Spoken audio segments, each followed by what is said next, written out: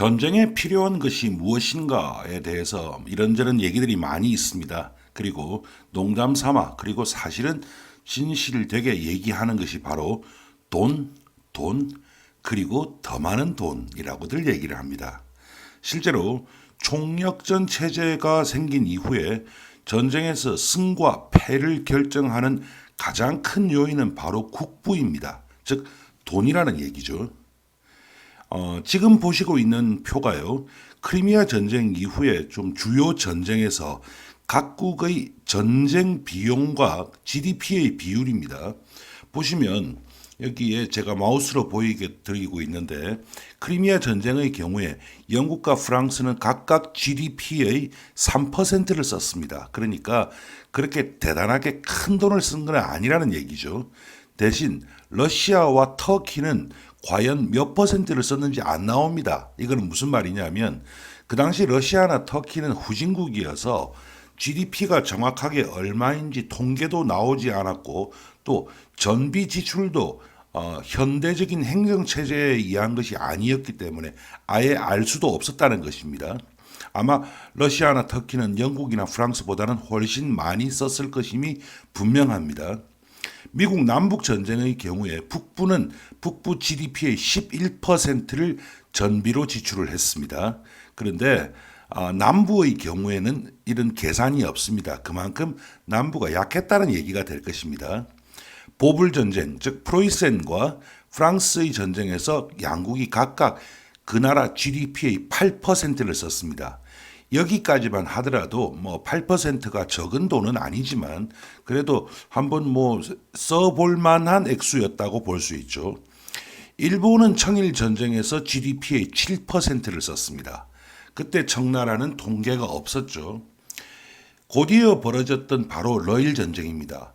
일본은 무려 22%를 썼습니다. 그만큼 일본으로서 이 당시 러일 전쟁이라고 하는 것은 국가의 명운을 건 전쟁이었다 이렇게 볼 수가 있는 것이거든요. 근데 1차 대전 때부터 얘기가 전혀 달라져 버립니다. 영국은 그 아주 최고의 부자 나라가 GDP의 40%를 썼습니다. 프랑스는 45%, 이 두 나라보다 훨씬 가난했던 러시아는 GDP의 60%를 전비로 지출했고 독일은 생각만큼 많지 않죠. 35%를 썼고 미국은 15%. 미국은 아무래도 그렇게 아주 열심히 전쟁에 뛰어들지는 않았으니까요.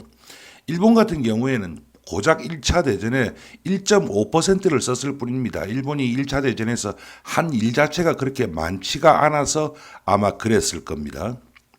그 다음에 지금 보여드리는 표가 이제 일본 중심으로 해가지고 중일 전쟁에서 일본은 GDP의 17%를 썼거든요. 그런데 2차 대전 때부터 얘기가 달라집니다. 그래서 영국은 2차 대전 때 45%를 GDP의 45%를 전비로 지출을 했고 영국보다 가난했던 소련이죠. 소련은 50%, 독일도 50%, 아무래도 조금 여유가 있던 미국도 40%나 쓰고 일본 또한 GDP의 45%를 쓰는 즉 무슨 말이냐면 1차 대전과 2차 대전 때부터 이 총력전 체제가 시작됨으로써 전쟁의 양상은 완전히 달라져 버렸다라는 얘기를 할 수 있는 것입니다.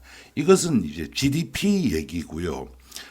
재정 지출 즉 정부의 그 예산 지출하고 관련한 비율을 한번 보겠습니다.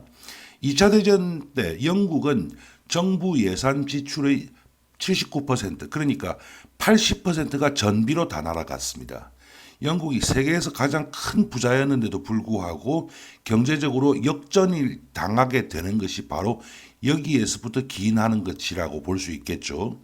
일본 같은 경우에는 69% 그러니까 전체 재정 지출의 70%를 전쟁 비용으로 썼던 겁니다. 하지만 상대적으로 미국의 경우에는 전체 총액에 있어서는 뭐 일본하고 비교가 되지 않을 만큼 많이 썼지만 전체 재정 지출에서 차지하는 비율이 51% 그러니까 한 반 정도밖에 안 됐습니다. 그만큼 미국은 그 당시에 경제적으로 충분한 능력을 가지고 있었다는 것이죠.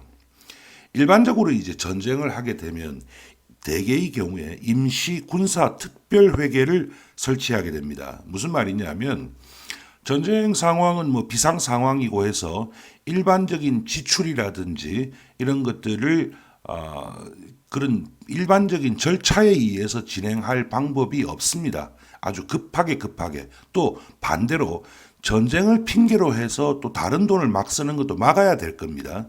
그래서 언제나 임시 군사 특별 회계를 설치하는데 일본 또한 청일 전쟁 때부터 임시 군사 특별 회계를 설치를 해서 운영을 했습니다. 그래서 통계 자료가 다 나와 있기 때문에 대충 알 수가 있습니다. 근데 얘기는 아무래도 우리가 2차 대전에 한정해야 됩니다. 지금 이 사진은 그 당시 일본군이 중국에서 진격하는 아주 웃고 있는 기분 좋은 모습입니다만은 이렇게 군인들이 웃으면서 승리를 구가하고 있을 때 대신 군정 쪽에서는 그 돈을 마련하기 위해서 어마어마한 노력을 할 수밖에 없었죠.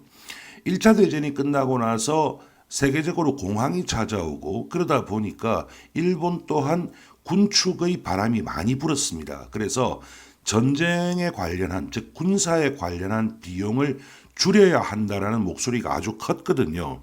그러다가 베이징의 노구교 류교차오에서 사건이 일어났고요. 그게 7월 7일입니다. 그리고 나서 불과 한 2주 정도 있고 나서 급하게 육군성 소관으로 돈을 조금 마련을 하게 됩니다. 그 이후에 전비는 그야말로 기하급수적으로 증가를 하게 되죠. 그렇게 해서 8월 7일 날 그 국회를 통과한 예산이 육군성, 해군성 그리고 외무성도 돈이 필요합니다. 주로 정보전이라든지 이런 것들인데요. 이걸 포함해서 무려 4억 2천만 엔의 돈을 특별회계로 마련하게 됩니다.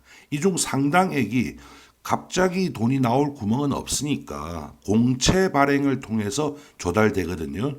그래서 지금 보시는 이것이 그 당시에 그 일본 제국이 대동아 전쟁, 그러니까 우리나라에서는 보통 태평양 전쟁이고 2차 세계대전의 일부입니다만은 대동아 전쟁의 국고 채권입니다. 50엔짜리죠. 그래서 이렇게 공채를 발행해서 전비를 메꾸게 되는 겁니다.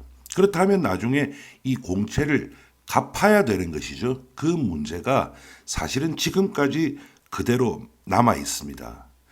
더 큰 문제가 바로 현지 통화 차입이라고 하는 겁니다. 보통 이제 일본계 정권이 장악하고 있는 그 발권은행으로부터 차입을 하는데요. 무슨 말이냐면 만약에 중국에서 전쟁을 한다 했을 경우에 중국에서 필요한 돈을 일본 돈을 주기는 쉽지 않을 겁니다. 중국 돈을 줘야 됩니다. 그렇다면 그 현지 통화를 마련해야 되는데 갑자기 현지 통화가 생길 리도 없고 또 두 나라가 전쟁을 하면 당연히 두 나라 간의 환거래는 정지가 됩니다. 그렇기 때문에 그 나라에 있는 은행으로부터 돈을 빌려야 되거든요. 그래서 일본계가 정권을 잡은 곳에 있는 발권은행, 만주에는 만주중앙은행이 있었고 북경에는 중국연합은행이라고 하는 게 있었습니다. 그 다음에 남경에는 또 중국저비은행, 저비라고 했을 때 저자는 저축하다 할 때 저자고요. 비는 준비하다 할 때 비자입니다. 저비은행. 그 다음에 아예 그 전선이 동남아시아로 넘어가면서 일본의 동경에 남방개발금고라고 하는 특수한 은행을 따로 만들었습니다. 여기에서 현지 통화를 빌렸습니다. 그런데 이것도 어느 정도 안정적으로 경제가 돌아갈 때의 얘기입니다. 늘 안정적으로 돌아간다는 법은 없지 않습니까? 그랬을 경우에 현지에서 어떤 식으로든 해결을 해야 되는데 무조건 물건을 뺏고 이러면 당연히 현지에서 반발이 일어나고 그러면 군이 군사작전에 집중해야 될 텐데 현지의 불만을 누르거나 아니면 회유하는데 시간과 돈과 노력이 필요하게 되죠. 그래서 뭔가를 대가를 줘야 됩니다. 그래서 만들어진 것이 바로 군표라고 하는 것입니다. 이것은 현지 군사령관이 대개 이제 본국에서 얼마까지 발행하라라고 하는 지침은 내려옵니다만은 실질적으로 급하면 급한 대로 막 찍어 썼습니다. 그러다 보니까 군표가 과연 얼마나 발행이 되었는지 정확한 통계를 잡기도 어려운 상황입니다. 그렇게 해서 이 군표가 발행이 됩니다. 이렇게 해서 전쟁은 끝이 났습니다. 이제 전쟁이 끝이 나고 나면 여러 가지 해결해야 될 문제들이 많이 있는데요. 지금 이 보시는 사진은 미주리호 함상에서 일본이 미국에게 항복, 정확하게는 연합국에게 항복 문서에 조인을 하는 장면입니다. 그래서 이때는 그렇게 아주 세세한 부분까지 얘기를 하지는 않습니다. 그런데 이제 이것이 끝나고 나면 드디어 배상금 얘기가 나옵니다. 모든 전쟁의 뒤에는 배상금 얘기가 따라 나오거든요. 예를 들어서 1895년에 일어났던 청일 전쟁의 결과 일본이 이겼죠. 그래서 당시 청나라가 무려 2억냥이나 되는 은화를 일본에 지불했고 일본은 3년 이상의 예산을 아주 공짜로 얻는 그런 승리를 거뒀던 것입니다. 그러니까 일본 또한 전쟁 배상금에 있어 가지고 상당히 좋은 혜택을 본 나라 중에 하나입니다. 2차 대전 이후의 전쟁 배상금과 관련해 가지고는 아무래도 독일 쪽이 가장 뭐라 그럴까요? 아주 다양한 방식을 동원하긴 했습니다. 그런데 원래 우리가 전쟁 배상금 하면 떠오르는 것이 바로 1차 대전의 전쟁 배상금입니다. 1차 대전에서 독일이 패배했죠. 그러면서 정말 독일이 절대 갚을 수 없는 액수의 배상금을 물려버렸던 것이죠. 무조건 항복이었으니까 어쩔 수도 없었습니다. 독일로서는. 그렇게 해가지고 그 당시에 프랑스가 가장 앞섰는데 프랑스가 그렇게 어마어마한 전쟁 배상금을 내놓으라라고 했던 이유는 돈도 돈이지만 절대 독일이 재기할 수 없도록 하겠다라는 뜻을 가지고 있었고 이것이 부담이 되면서 나중에 나치의 히틀러가 올라오는 계기가 마련되기도 했었던 것입니다. 그래서 이렇게 1945년에 항복을 하고 나서 일본은 연합군에 의한 주로 미군에 의한 군정으로 들어갑니다. 즉 일본을 지배했던 것이 미국이었다는 얘기가 되겠죠. 그러다가 일본을 이제 정상 국가화하는 것이 바로 1951년에 샌프란시스코에서 맺어진 평화조약입니다. 이 평화조약의 제14조에 보면 전쟁 배상과 관련한 얘기가 나옵니다. 그래서 먼저 일본에 있는 모든 해외 자산은 다 몰수를 하게 됩니다. 지금 우리나라에도 보면 적산이라고 해가지고 옛날에 일본 사람들이 살던 집이라든지 일본 사람들이 경영하던 회사 같은 것이 있거든요. 그것이 지금 우리나라 대기업의 뿌리가 돼 있습니다만은 그것이 어떻게 해서 일본 사람과 관계없이 한국 사람에게 넘어갔는가 하는 것이 이 일본의 모든 해외 자산 몰수하고 직접 연관이 되어 있습니다. 그리고 일본은 필리핀과 남베트남에 대해서 그리고 그 조금 시간이 지나고 나서 지금은 미얀마라고 하는 버마에 대해서 배상금을 지불했습니다. 동남아시아 국가들이죠. 그 나라들은 조직화된 군사력으로 싸웠기 때문이다라는 이유였습니다. 그 다음에 소련에 대해서도 큰 배상금을 지불을 했습니다. 그리고 그 배상금을 지불은 해야 되는데 일본이 방금 전쟁에 진 사람들이 당연히 돈이 없었겠죠.